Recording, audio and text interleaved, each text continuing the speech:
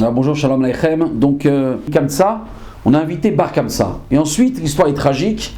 Quand il se rend compte que lors de cette fête, où il y avait beaucoup de monde et beaucoup de rabbanim, vous savez, ces grands mariages, ces grandes fêtes, où il y a beaucoup de rabbanim, beaucoup de kavod, beaucoup de monde.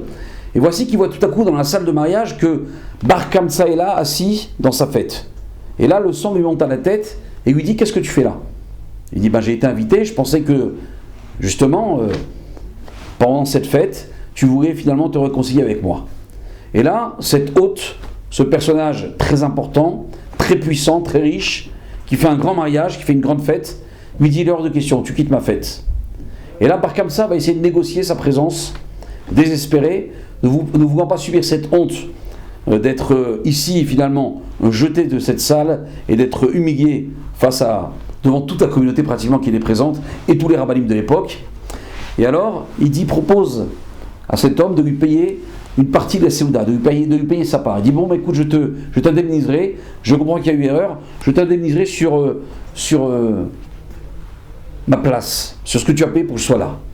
Et l'autre refuse. L'autre, son nom n'est pas donné. Ensuite, il lui dit: je te propose de payer un peu plus, la moitié de la Séouda, la moitié du mariage, tout le mariage. Et l'autre refuse et le met dehors, et il expulse avec sa garde du corps devant tout le monde. Et donc Bar Kamsa subit une honte. De cette honte, il va se venger, et il va dénoncer le peuple d'Israël auprès du Kessar. Il va lui dire qu'il ne l'aime pas. Le Kessar va envoyer un korban pour voir effectivement est-ce qu'il l'approche au Beth Amikdash. Bar Kamsa va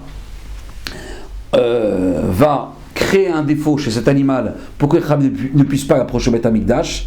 Et voilà qu'il va confirmer auprès du Kessar que les Juifs refusent d'amener son sacrifice. Et donc, cela va entraîner ensuite la destruction de Yerushalayim.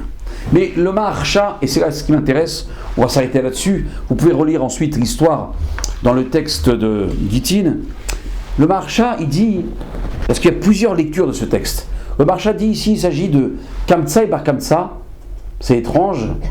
Le Maharsha dit, il s'agit d'un père et de son fils. Alors écoutez bien. Lecture du Maharsha. Il y a un monsieur très puissant, très important dans la communauté, qui fait une grande fête. Il invite tout le monde. Son ami, c'est Kamsa. Son shamash, son assistant se trompe, invite Bar Kamsa, le fils de son ami. Mais le fils de son ami, c'était quelqu'un qu'il détestait, qu'il n'aimait pas. Bar Kamsa est donc invité et se fait donc expulser de cette fête, ensuite, par les gardes du corps de cet hôte, en entraînant pour lui une énorme honte, et il se vengera et s'entraîne à la destruction du temple. Mais là, le Maharsha qui nous amène cette information et qui est déterminante dans ce texte, que Kamsa et Bar Kamsa, il s'agit d'un père et d'un fils. Donc ça veut dire maintenant que finalement, on a affaire à quelqu'un qui aime le père, mais qui n'aime pas le fils. Le père, c'est un de ses amis. C'est un grand ami. Il l'aime, il veut l'inviter dans ses fêtes. Le fils, par contre, il le déteste, c'est presque un ennemi, et il est prêt à l'expulser, à lui faire honte, pour qu'il n'assiste pas à sa fête. Et là, la question se pose. Qu'est-ce qui se passe? Comment ça se fait qu'une personne peut avoir une si grande animosité vis-à-vis du fils de son ami, de celui qu'il aime, de celui qui est proche de lui? Comment est-ce possible pour quelqu'un d'aimer le père et de ne pas aimer le fils? Qu'est-ce qui se passe dans l'assiette de cet hôte? Pourquoi? Qu'est-ce que lui a fait le fils? Ou qu'est-ce que le père peut-être a fait qui fait que le fils n'est pas aimé par cette personne? Et là, regardez, si on entend un peu, si on écoute un peu, le père et le fils.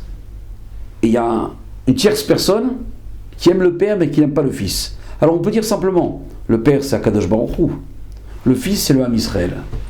Donc on peut dire, cette personne-là, ce qui entraîne la destruction du temple, et donc automatiquement le contraire, aimer le père et aimer le fils entraîne la reconstruction du temple. Parce que une fois que le mal est guéri, le temple il se construit. Mais donc, quel est le mal ici? Où est le problème? Après tout, il faut pas se prendre la tête. Il se peut qu'un homme aime une personne mais n'aime pas son fils. C'est deux personnes différentes. Très souvent, les enfants sont différents des parents. Un fils peut avoir un autre style que le père. Donc lui, il aime le père, c'est son ami, il le respecte, mais il n'aime pas le fils. Il n'aime pas le fils, c'est vrai, fortement, parce que il lui propose de lui payer tout le mariage, il refuse, il le met dehors. D'accord, mais bon, mais après tout, c'est pas assaut, c'est pas interdit. Qu'est-ce qu'il a fait de mal? Il n'y a pas marqué que quand t'aimes le père, ou quand t'aimes le père, il faut être ami avec le fils. C'est écrit nulle part, c'est pas une halakha. Donc, qu'est-ce que le Maharsha veut nous dire quand on lui dit ça? Donc, le père, on peut dire, c'est Akadosh Baruch Hu. Le fils, c'est le peuple d'Israël. Donc, on ne peut pas aimer Akadosh Baruch Hu si on n'aime pas le peuple d'Israël. Donc, on ne peut pas être dans Ben Adam La'akom si on n'est pas dans Ben Adam La'Chavero. On peut dire ça. On peut dire ça simplement. Mais c'est pas si simple que ça, c'est fort. Mais en fait, non. On va le dire comme ça. Celui qui sépare finalement le père du fils, c'est celui qui sépare deux dimensions. C'est celui qui est prêt à accepter Akadosh Baruch Hu dans sa vie, mais il n'est pas prêt à accepter le fils d'Akadosh Baruch Hu. Alors ça veut dire quoi? Kamtsa ou Bar Kamtsa? Kamtsa ou Bar Kamtsa, à cause de cette personne extérieure qui aimait Kamtsa, qui était proche de Kamtsa, qui acceptait Kamtsa, mais qui refusait Bar Kamtsa, Jérusalem a été détruite. Étrange. Alors, chacun va réfléchir à sa façon. Mais moi, je vais vous dire une petite réflexion. Vous savez, simplement, la grande difficulté aujourd'hui, c'est de voir Akadosh Baruch Hu dans tout ce qui se passe. Partout. Dans tout ce qui nous arrive, c'est de voir Akadosh Baruch Hu. Si on voit Akadosh Baruch Hu, on aime Akadosh Baruch Hu, on croit en Akadosh Baruch Hu, on prie 3 fois par jour, on met ses enfants à l'école juive, on fait le Shabbat, on mange kasher, on étudie la Torah, on fait Daf Yomi, on aime Akadosh Baruch Hu. Comme ça, on l'invite à son mariage. On invite Akadosh Baruch Hu à son mariage. Bien sûr, on invite Skrabanim, on invite tout le monde, on aime comme ça. Mais si par hasard il y a Bar Kamtsa qui arrive, on le met dehors. On n'en veut pas. Pourquoi? C'est qui Bar Kamtsa? C'est le fils du père. Qu'est-ce qu'il a fait ce Bar Kamtsa? Alors, le Michel Nichlas Adar Marbi Besimcha. Le Chosé Lublin, il disait Michel Nichlas Adar Marbi Besimcha. En Adar, c'est un mois extrêmement puissant, extrêmement fertile. Tu veux donner de la puissance à Adar, rajoute de la Simcha. Tu vas exploiter à fond Adar. Michel Nichlas Av Mema'atin Besimcha. Dit le Chosé Lublin, qui voyait dans son Chisayon le peuple d'Israël avec de Tisha B'Av de dire Akadosh Baruch Hu, Vezochrenu, il voyait au peuple d'Israël dire que demain ils allaient fêter le mois de Tisha B'Av. Vous voyez quel était le Chizan du Chosé Lublin. Il disait le mois de Av, c'est un mois défaillant pour le peuple d'Israël, en attendant la venue du Mashiach. Mais en attendant, si on veut pallier à cette défaillance, comment on fait ça? Michel Irtas Av, Mema'atin, comment on pallie, comment on diminue la mauvaise influence du mois de Av, Bessimcha, avec la joie. C'est quoi la joie? Comment être joyeux? La joie, c'est de se dire, tout ce qui se passe dans ce monde, quoi qu'il arrive, ça vient d'Akadosh Baruch Hu. Tout et tout. Akadosh Baruch Hu est omniprésent. Omniprésent. Tout ce qui m'arrive, bon ou mauvais, c'est Akadosh Baruch Hu. Akadosh Baruch Hu est présent partout, à tous les niveaux. Un homme, sa femme le quitte. 5 enfants, il se retrouve tout seul. 10 enfants, sa femme d'un jour à un autre est pris du Darlamoussia, elle le quitte. Il se retrouve tout seul, ça vient d'Akadosh Baruch Hu. Un homme découvre que son enfant est homosexuel, ça vient d'Akadosh Baruch Hu. Un homme découvre que la banque lui a saisi ses biens, il n'y a plus rien, ça vient d'Akadosh Baruch Hu. Tous les cas les plus difficiles qui peuvent exister, un juif doit se dire, ça vient d'Akadosh Baruch Hu. Ça veut pas dire que l'homme est impuissant, l'homme doit se battre, l'homme doit tout faire pour que les choses se passent bien, l'homme doit vivre une vie saine pour arriver à quelque chose qui est sain et positif et de réussi, bien sûr. Mais après, quoi qu'il arrive, des plus grandes catastrophes au plus grand bonheur, tout vient d'Akadosh Baruch Hu. Akadosh Baruch Hu, il est cholette partout. Akadosh Baruch Hu s'immisce, est présent dans ce monde. Aujourd'hui, on entend toutes sortes de nouvelles, toutes sortes de configurations, toutes sortes de situations. Des pires, des situations qui sont de façon concrète difficilement acceptables. On entend ici et là que des enfants violent que des enseignants violent des enfants, des choses mais qui sont, on n'aurait jamais imaginé de telles informations. On ne sait même plus comment les qualifier. Et pourtant on doit se dire Akadosh Baruch Hu, c'est ce qui se passe, Akadosh Baruch Hu est là et Akadosh Baruch Hu dirige ce monde. Et si ça s'est passé, bien sûr que la personne qui l'a fait est condamnable, bien sûr qu'il doit être réprimandé, bien sûr qu'il faut dénoncer, bien sûr qu'il faut parler, bien sûr qu'il faut prévenir.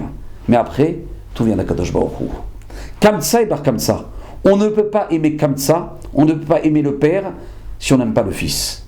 Une fois, il y a quelqu'un qui m'a dit, moi j'aime beaucoup ce rabbin, j'ai très attaché à lui, j'étais prêt à lui donner tout ce qu'il faut. Mais son fils, ça marche pas, j'y arrive pas. J'ai pas de feeling, je sais pas, je le sens pas. Et moi, ça me faisait grésiller dans l'oreille. Comment est-ce que quelqu'un peut aimer le père, mais à ce point-là être distant du fils? Bien sûr que le père et le fils sont différents. Mais un fils ne ressemble jamais totalement au père. Eloké Abraham, Eloké Yitzhak, Eloké Yaakov. Le Dieu d'Abraham n'était pas celui d'Yitzhak, n'était pas celui de Yaakov. Le Dieu était le même. Là, le service vis-à-vis du Dieu était différent. La proximité, le dévoilement d'Akadosh Baruch Hu était différent chez Abraham, Yitzhak et Yaakov. Mais quand on a comme ça, il faut avoir comme ça. Quand on invite dans son mariage comme ça, il faut être capable aussi de recevoir bar comme ça. Ça veut dire que dans la vie, bien sûr qu'on croit à Kadosh Baruch Hu, on aime Kadosh Baruch Hu, mais il faut aussi accepter qu'Akadosh Baruch Hu bar comme ça. Les fruits, les enfants d'Akadosh Baruch Hu, la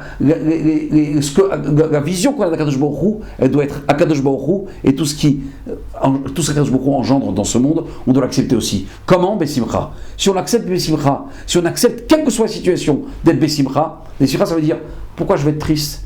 Finalement tout vient d'Akadosh Baruch Hu. Simcha dans tous les moments, celui qui a la simcha, il arrivera à diminuer l'impact négatif du mois d'Av et il arrivera à engendrer la reconstruction du Beth Amikdash. Donc bien sûr qu'on est triste, bien sûr qu'à Tisha B'Av on va s'asseoir par terre, on va avoir un comportement de Havelut pour se rappeler que notre état n'est pas celui dans lequel on doit être et qu'on attend le Mashiach, mais on reste serein.